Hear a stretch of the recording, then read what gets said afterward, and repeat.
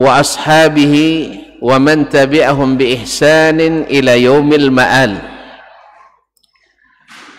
أما بعد فاتقوا الله أيها المسلمون وأيتها المسلمات رب الأرض والسماوات فإنه قد فاز المتقون. يا أيها الذين آمنوا اتقوا الله حق تقاته ولا تموتن إلا وأنتم مسلمون. Para hadirin wal hadirat, bapak-bapak dan ibu-ibu, alim ulama, cerdik pandai, nenek mama, tokoh masyarakat, tokoh umat, para hadirin wal hadirat, wal musyahidin wal musyahidat yang saya muliakan, saya hormati. Alhamdulillah, dengan izin Allah kita telah menyelesaikan salah satu kebutuhan pokok kita, yaitu salat isya berjamaah. Mudah-mudahan Allah berkenan menerima, mengabulkan doa, harapan dan permintaan kita. Amin.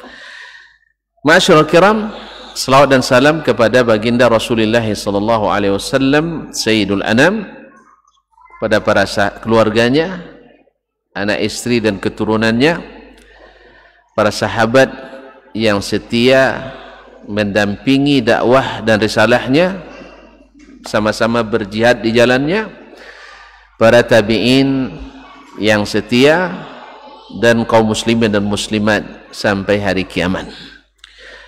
Kita lanjutkan. Aku ingin seperti mereka.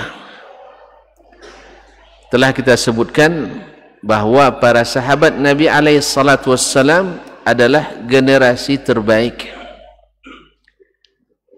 sehingga patut dan pantas bila diberikan predikat masa emas Islam. Masa emas Islam adalah di masa Rasulullah sallallahu alaihi wasallam, para sahabatnya. Sebab segala visi dan misi kehidupan itu, visi dan misi risalah dan dakwah Islam itu sempurnanya sampai ke puncaknya di zaman Nabi SAW, bukan di abad ketiga Hijriyah.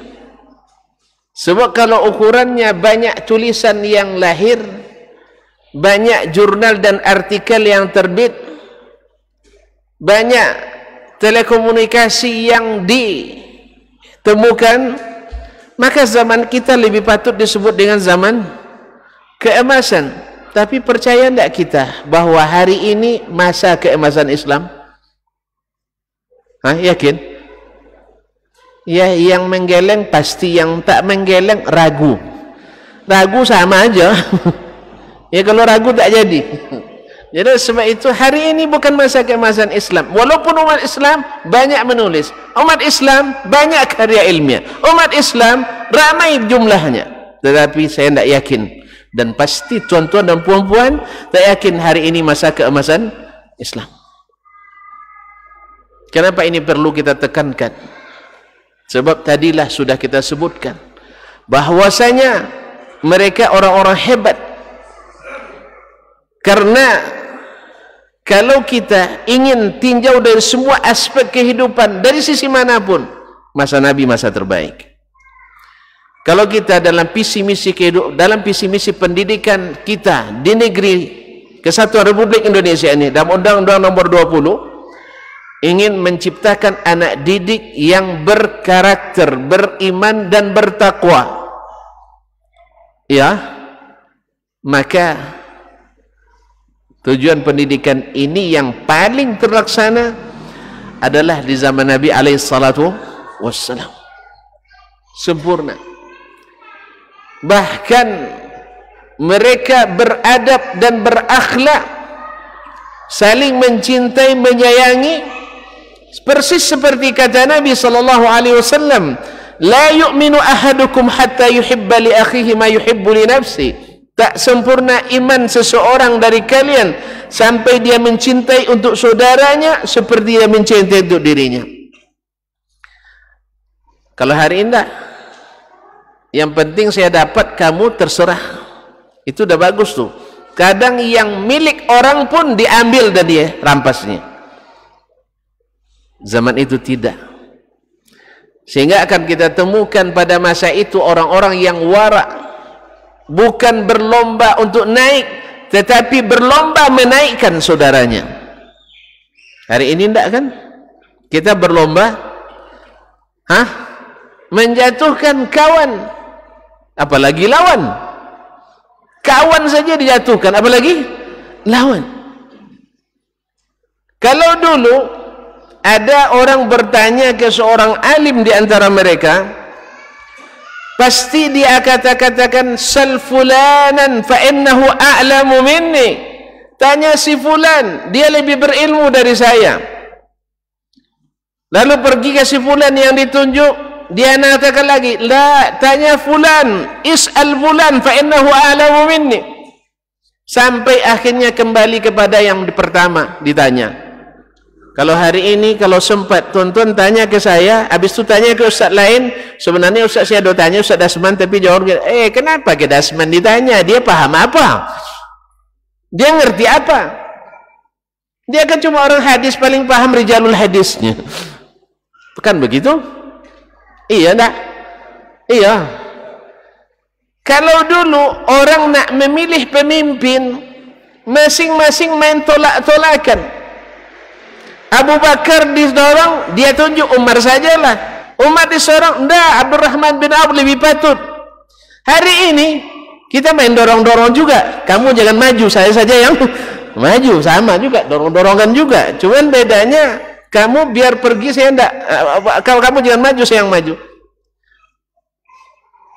Maka hasil dulu pemimpin yang terpilih di masa itu,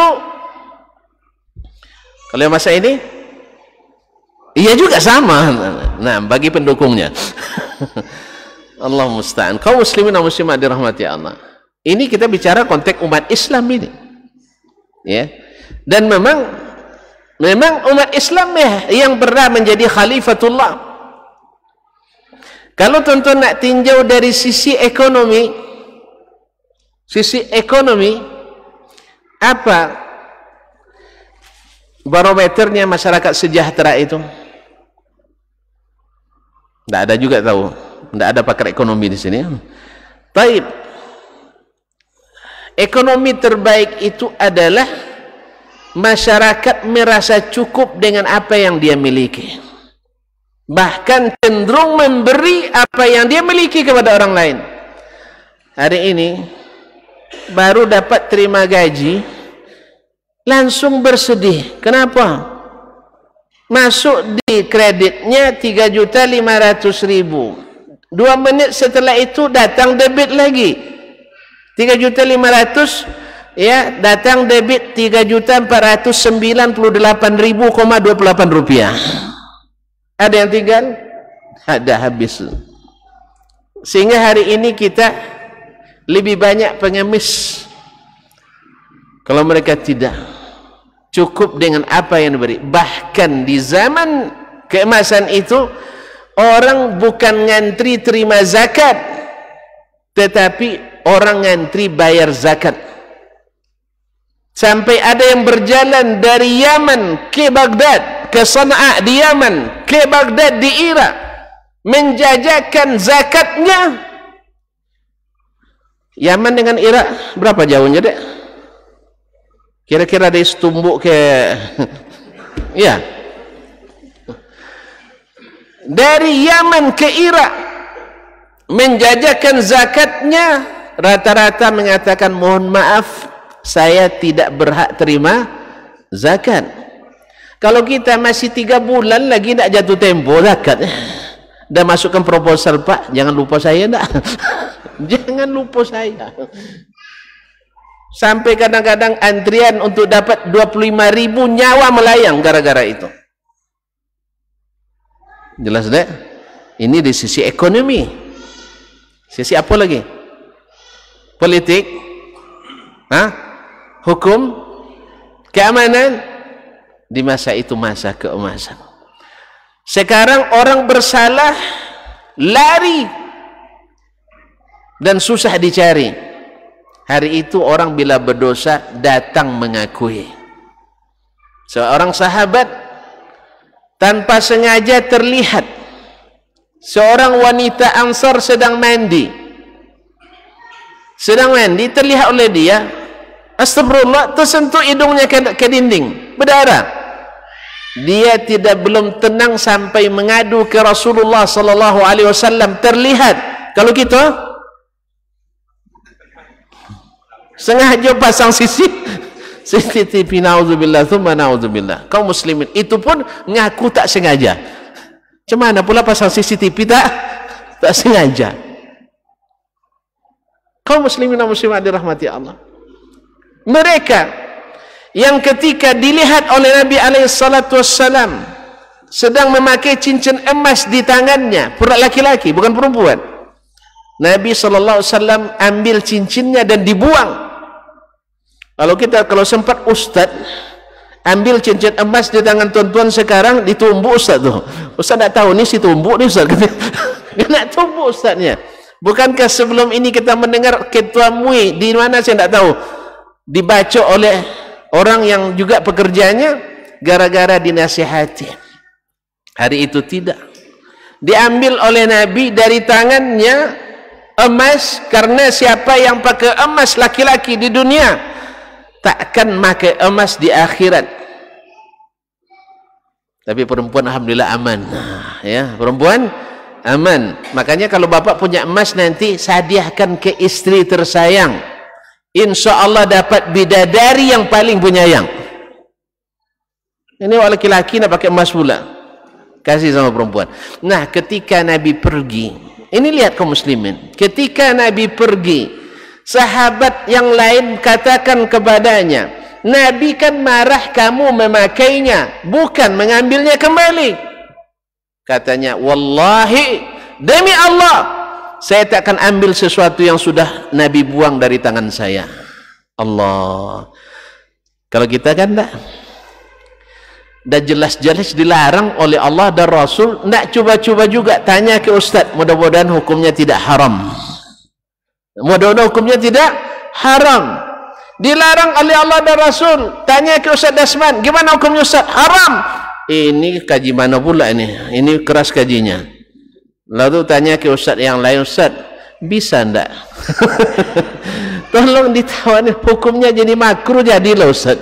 Walaupun tidak mubah makruh jadi. Alhamdulillah sebagian ustaz mutasahil, lalu dia katakan untuk zaman sekarang pak makruh lah, tidak apa-apa. Alhamdulillah, ini baru ustaz. Ini baru ustaz bisa memberikan solusi bagi umat. Mereka tidak. Kalau dilarang Nabi, mereka sami'na wa ata'na. Itulah makanya mereka dapat jaminan masuk surga. Cita-cita mereka tinggi. Kalau cita-cita kita rendah, namanya saja cita-cita dunia. Dunia dalam bahasa Arab artinya yang paling rendah. Dunia, jabatan paling rendah. Maka cita-cita kita selalu di bawah kolong langit saja. Tapi kalau mereka cita-citanya tinggi. Oleh sebab itu, aku ingin seperti mereka. Nah, pertanyaannya, sebab sebenarnya masih banyak, ya, masih ada lebih kurang 30 sebab lagi yang membuat kita harus mencontoh mereka. Tapi cukuplah 3 atau 4 ini ya. Nah, apa yang membuat mereka seperti itu? Pertama, kaum muslimin dan muslimat dirahmati Allah, adalah karena iman. Beriman pada Allah dan Rasul. Karena ini pokoknya. Orang kalau bisa hafiz Quran, tak beriman pada Quran, dia tak dapat hidayah dari Al-Quran ini.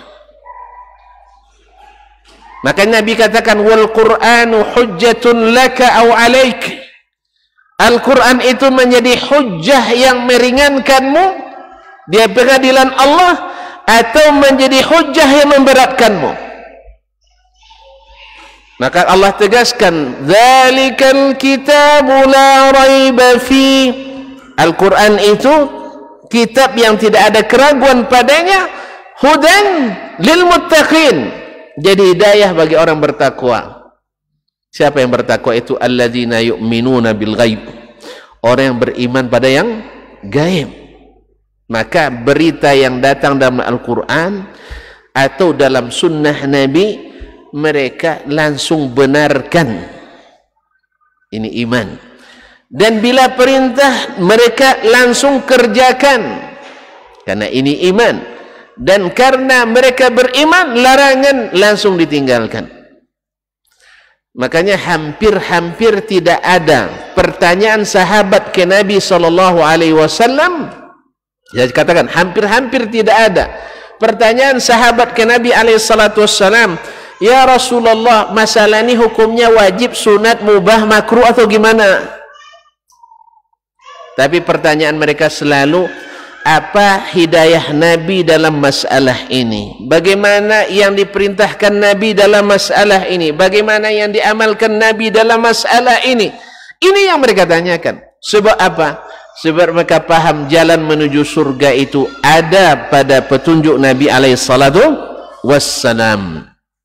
Iman. Yang kedua, setelah mereka beriman pada Allah dan Rasul, Allah turunkan Al-Quran sebagai tali yang dijulurkannya ke kita supaya kita bisa naik ke atas kembali. Faman tabi'a hudaya fala khaufun 'alaihim wa lahum yahzanun. Siapa yang ikut petunjukku tidak boleh khawatir dan takut, akan selamat balik. Maka mereka mencari ilmu, pertama yang mereka cari adalah Al-Quranul Karim. Oleh sebab itu anak-anak mereka ditalqinkan untuk baca Quranul Karim. Ilmu yang pertama masuk ke dalam pikirannya adalah Al-Quranul Karim, bukan teori-teori barat, timur, utara, selatan, tetapi adalah Al-Quranul Karim. Dan ingat, ketika mereka belajar Al-Quran, seperti dalam hadis lewat Imam Muslim dari Samurah bin Jundub radhiyallahu taala anhu, mereka sebelum belajar Al-Quran beriman dulu pada Al-Quranul Karim. Kunna nata'allamul iman qabla an nata'allam Al-Quran. Kami belajar dulu beriman sebelum belajar pada Al-Quran. Kita tidak, Masya Allah, dah baca Al-Quran tapi tidak beriman pada Al-Quranul Karim.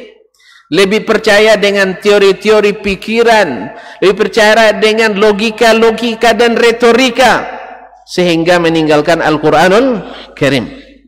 Demikian juga mereka tahu bahawa Rasulullah SAW tak berbicara berdasarkan hawa, tetapi yang dia katakan adalah wahyu yang diwahyukan. Wa ma yantiqu anil hawa in huwa illa wahyun yuha. Nabi tak berucap, Nabi tak bertutur karena hawa dan keinginannya semata, tapi beliau berkata dengan wahyu yang diwahyukan. Kalau sudah wahyu berbicara, pasti benar. Maka mereka mencari ilmu dari Al-Quranul Karim. Selepas itu dari hadis-hadis Nabi SAW, akhirnya mereka mendapatkan ilmu tersebut. Yang ketiga, mereka dididik oleh Nabi, orang-orang yang berilmu tidak sekedar teoritis, bukan ilmu untuk supaya mengenyangkan intelektualitas pikiran, tidak, bukan hanya sekedar untuk mendapatkan jabatan seorang alim, seorang ulama, tidak, atau seorang pakar juga tidak. Tetapi Nabi SAW mengajarkan mereka untuk mengamalkan. Maka ilmunya as-salaf, para sahabat dan tabi'in dan seterusnya, adalah ilmu yang melahirkan amal, sehingga lahirlah peribahasa mereka, al-ilmu bila amal kasyajari bila thamar. Ilmu tanpa amal seperti pohon tak berbuah. Ini di sini pohon apa yang paling yang paling banyak ditanam orang? Kalau di Riau ada pohon sawit. Saya mengilustrasikannya, sebatang sawit tapi buahnya sekali panen 200 kilo. dibanding dengan sawit misalnya 1 hektar panennya juga 200 kilo. Pilih yang mana? Yang sebatang atau yang sehektar? Hah? Sebatang. Ini rugi kasih pupuknya, hasilnya hanya 200. Ini pupuk sebatang, hasilnya 200. Nah, pilih yang mana? Yang sebatang atau yang sehektar? Sebatang. Kalau di sini apa yang ditanam orang, Pak? Banyak. Yang ditanam ikan. Ikan bukan tanam, Pak. Nah, jadi kaum muslimin dan muslimat dirahmati Allah, yang berbuah lebat lebih diharap daripada yang berbatang banyak. Jadi kita, Nabi tidak menciptakan para alim yang tanpa amal. Bahkan dalam istilah Islam masa itu, seperti kata Abdurrahman Ibn Al-Qasim rahimahullah, salah seorang ulama tabi'in, qalilul ilmi ma'at taqwa kathir, wa kathiruhum ma'ghairi taqwa qalil. Sedikit ilmu dengan ketakwaan, artinya diamalkan, lebih bernilai banyak daripada banyak ilmu tetapi tidak ada ketakwaan. Makanya Allah melihat amal kita, bukan pengetahuan kita. Oh, itu saya tahu tuh, Ustaz. Ya tahu, buktikan. Oh, Ustaz, saya sejak pesantren sudah menghafalkan dalilnya. Iya, saya tahu, saya juga pesantren dulu. Tetapi buktikan mana amalnya. Inilah yang menyelamatkan mereka kaum muslimin dan muslimat yang dirahmati Allah. Bukan hanya kaum laki-laki, bahkan kaum wanita.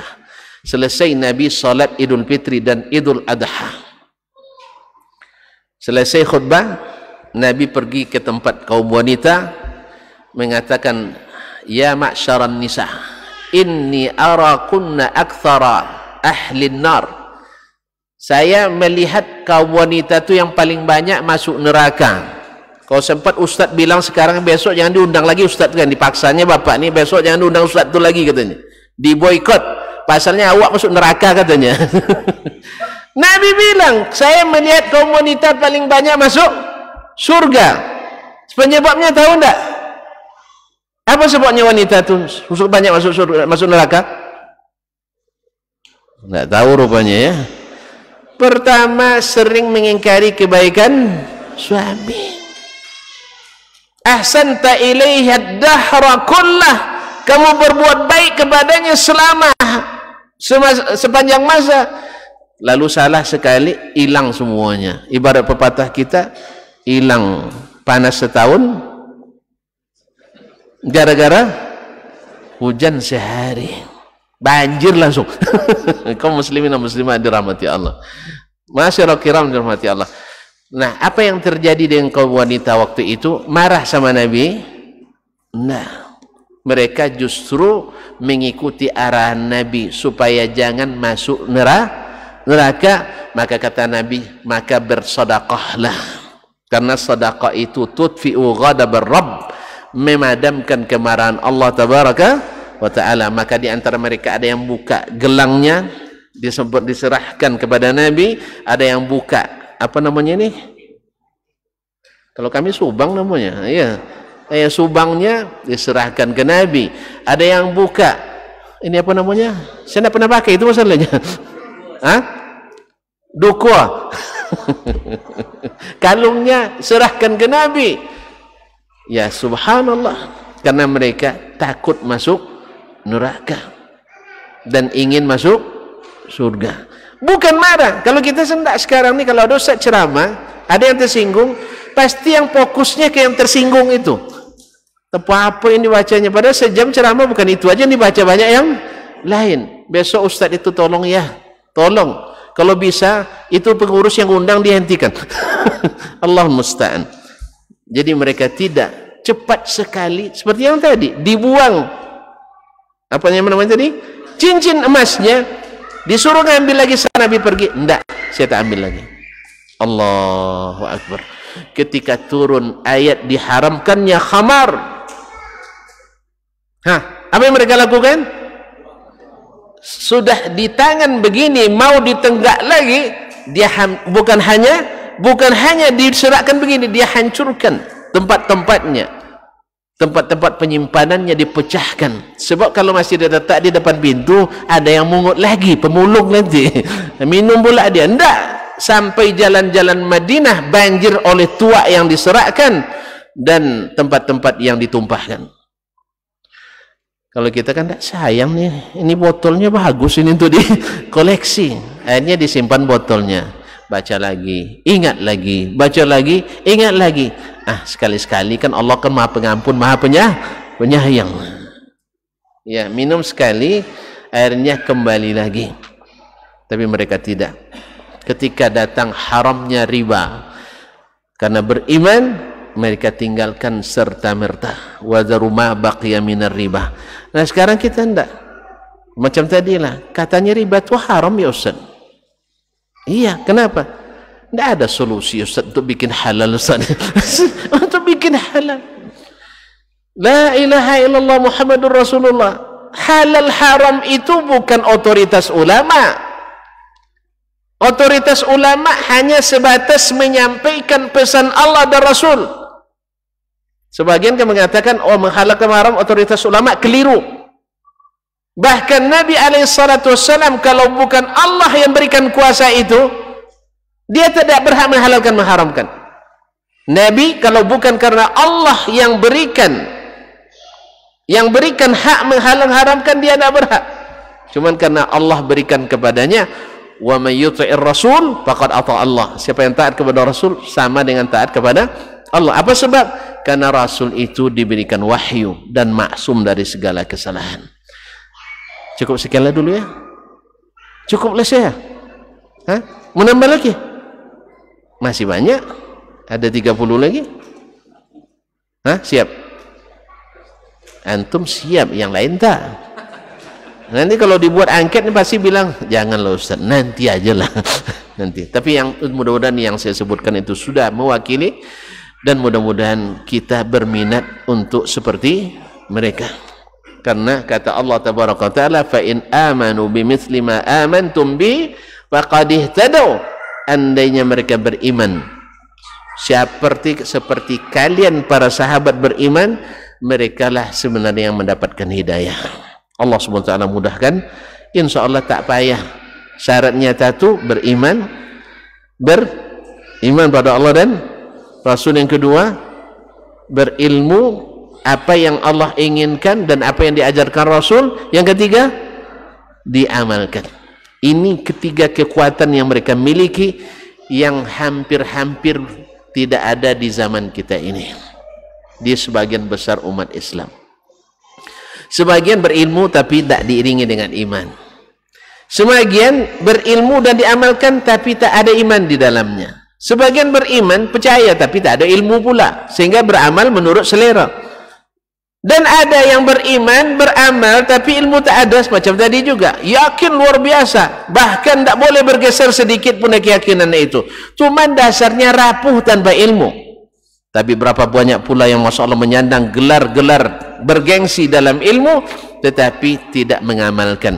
Yakin, cuman mohon maaf, belum bisa ngamalkan Ustaz. Belum bisa ngamalkan. Loh, antum sudah yakin ini beruntung? Sudah. Modal sudah ada? Sudah. Pasti beruntung? Pasti. Loh, kenapa tidak mau? Antum jadi orang rugi. Ibarat pedagang, modal sudah ada dan pasti beruntung. Misalnya kalau jualan menggalih di Ziko, untung sebulan minimal 20 juta. Kalau menggalih tempat lain, untung maksimal 2 juta. Pindah ke mana? Pindah ke Jami' Situmbuk. Apa sebab? Pasti untung. Jelas? Jadi sebab itu kaum muslimin dan muslimat dirahmati Allah, marilah kita menjadi orang-orang yang beruntung seperti para sahabat Rasulullah sallallahu alaihi wasallam. Semoga itu dimudahkan bagi kita, dan siapa yang mencintai sesuatu sering menyebutnya. Siapa yang mencintai sesuatu dikumpulkan bersamanya. Semoga Allah kumpulkan kita bersama Rasulullah, Abu Bakar Siddiq, Umar bin Khattab, Uthman bin Affan, dan Ali bin Abi Talib, dan semua sahabat Nabi sallallahu alaihi wasallam, karena kita persaksikan kepada Allah kita mencintai mereka. Amin ya rabbal alamin. Barangkali ada pertanyaan, tak perlu lah ya, karena jelas sekali nampaknya tadi. Kalau sudah jelas tak pertanyaan lagi. Ada pertanyaan saya? Enggak kan? Alhamdulillah. Memang saya pandai menjelaskan. Sehingga tidak ada pertanyaan lagi. Terima kasih dan mohon maaf. Ada? Nah, memang sudah terjawab semua Ustaz katanya. Atau jangan-jangan kalau dijawab lagi nanti lama nih menahan lapar nih. Baiklah, kita cukupkan sampai di sini. Mudah-mudahan Allah walaupun tidak mempertemukan kita lagi di sini, semoga di sana kita saling bertemu dan mudah-mudahan reuni kita di sana. Kita pernah bertemu di Masjid Jami' Situmbuk, Kabupaten Tanah Datar. Mau kan? Mau? Ya, kalau siapa yang duluan nanti cari yang terlambat ya. Cari yang terlambat. Wallahu taala alam wa sallallahu ala nabiyyina Muhammadin wa sallam wa subhanakallahumma bihamdik asyhadu an la ilaha illa anta astaghfiruka wa atubu ilaik. Wassalamualaikum warahmatullahi wabarakatuh.